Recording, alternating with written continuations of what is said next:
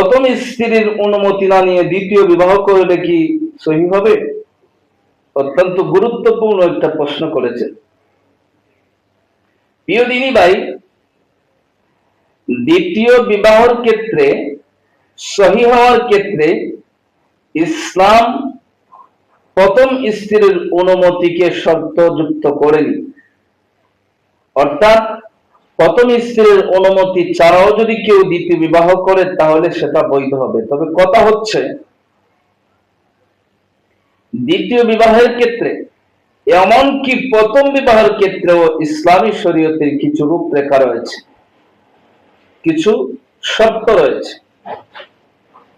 কোন ব্যক্তির সামর্থ্য যদি থাকে তাহলে সে বিবাহ করতে পারবে।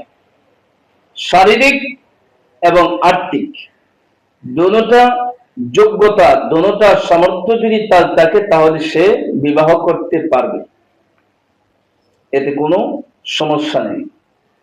আমাদের সমাজে খুব আলোচিত একটা বিষয়। আসলে শুধু দ্বিতীয় বিবাহ নয়, বরং প্রথম বিবাহের ক্ষেত্রেও শর্ত রয়েছে। সেটা কি?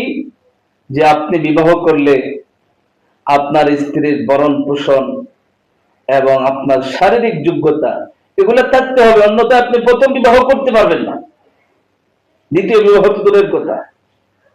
সুতরাং প্রথম বিবাহ, দ্বিতীয় বিবাহ, তৃতীয় বিবাহ, দ্বিতীয়, তৃতীয়, চতুর্থ এগুলোর ক্ষেত্রে অতিরিক্ত আরেকটা শর্ত রয়েছে। সেটা হচ্ছে সমতা বজায় রাখতে হবে।